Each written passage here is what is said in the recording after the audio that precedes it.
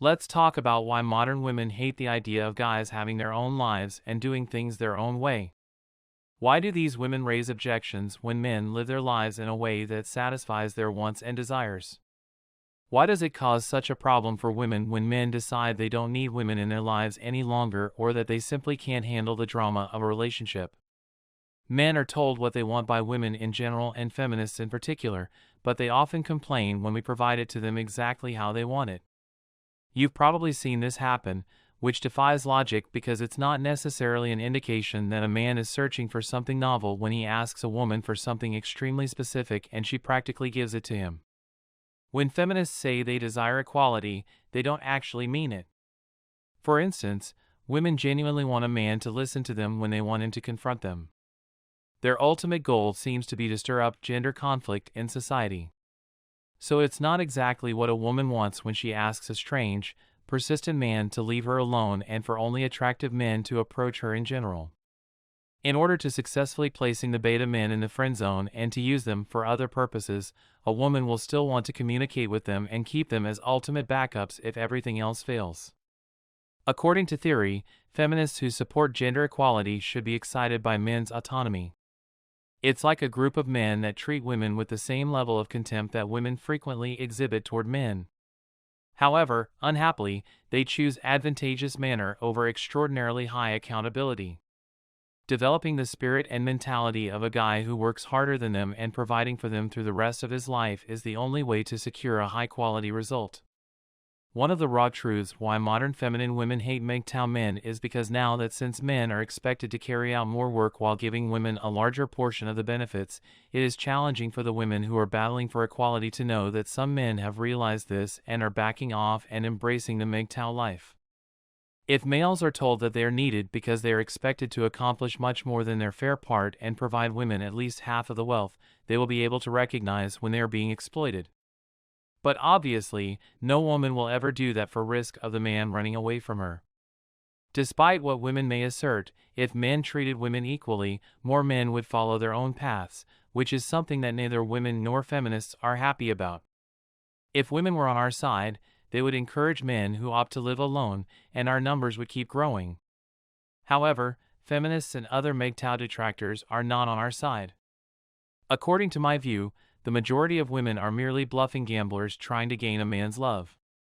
If the male reveals what a terrible hand she was dealt, she will essentially make him feel bad and humiliate him. If the male persists in calling the woman's bluff despite her shame, they are typically ignored. Relationships work in this way, but women are bluffing and saying they don't need males in our culture as a whole, and guess what? Men also use this point to go their own way, among other more important reasons. In actuality, all mgtow men care about is maintaining our identities and keeping the peace, while women accuse us of being sexist and condemn us. By choosing our own path, we're essentially calling women's bluff. Because they depend on us for survival and lose everything if we don't, women will never be in favor of us making our own decisions. If they did, though, we would recognize them for what they really are, toddlers behaving like adults. Guys, just because you put on a pair of pants doesn't make you a man. Women's ability to enter the workforce and produce enough income to support themselves is the only reason why they like other women, live together, and work together. You were forbidden from donning pants for the longest time, but now you truly want men and skirts chopping off our genitalia when using the transgender restrooms. There aren't really any women going their own way because it's rare that they started the businesses or government agencies they work for or built their homes. Women can only try to carve out their own pathways after all the labor has been done for them and after all the resources have been made available to them. They dislike mgtow, which makes sense given that men continue to control the labor and resources. Because the mgtow movement forbids people from exercising control over the resources, they reject it. Again, women are reluctant to say it out loud since doing so would expose their incapacity and show how much more dependent they are on men than they realize or even care to admit. If women were not allowed to work in the workforce as they did in the 20th century, women who like other women would disappear overnight because they would all be hunting for husbands to support them. They would be more focused on how much money they were spending on their lifestyle than on their intimacy. They wouldn't even consider physical intimacy. Women didn't have access to a way of life where they could interact romantically with other women in public until the middle to late 20th century. Women will become more poor or dependent on loans and the government as more men leave the home, building their own fortunes and leading their own lives, in my opinion. Women typically say one thing while truly meaning another because it's the social norm. They don't appear to be able to approach anything in life directly, thus it's probably a biological trait as well.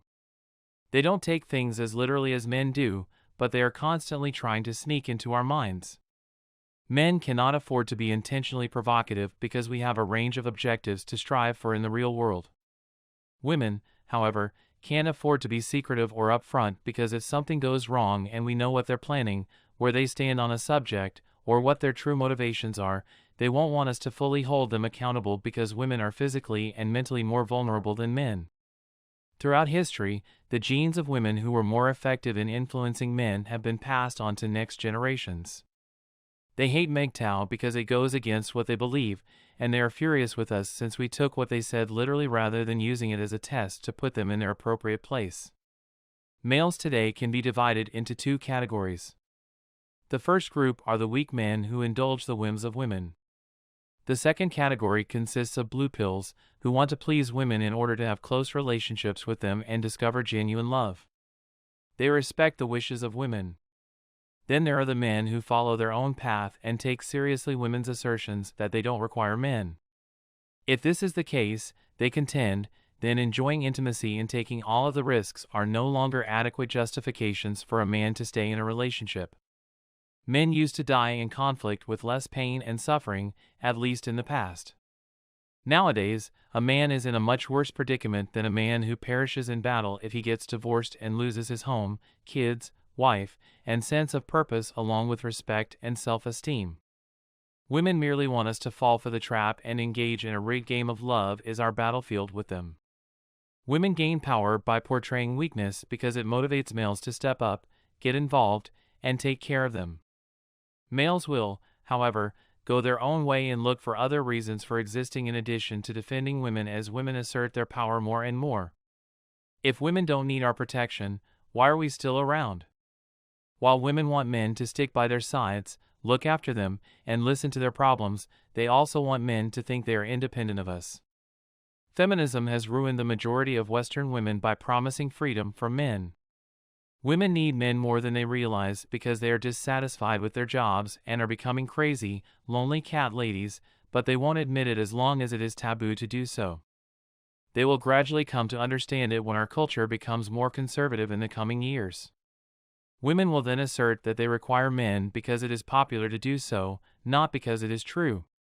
Many men will actually respond and help women who cry out for assistance from men, re-establishing the so-called conventional relationship. Neo-traditionalism will encourage women to enlist the help of men, which will make a comeback. Then, it's likely that many men will respond to their appeals and come to assist them. In exchange, they'll receive conventional relationships, and a new variety of neo-traditionalism will manifest itself. The influential males will eventually leave the nations where they are valued if feminists continue to ruin our cultures by importing sizable conservative populations. Men who prefer to act independently tend to stay away from women and refrain from playing the game. Instead, we decide to stay in the grubby liberal cities. As a result, we accumulate more wealth and alienate the women who are disillusioned when they see what they are unable to acquire. In short, this is the raw truth why modern feminine women hate mgtow men. It's because it goes against what they're trying to achieve, and it puts them in a precarious position if and when they have to deal with the wrath of life alone and without any men to help and support them. Thanks for watching. Please like and subscribe.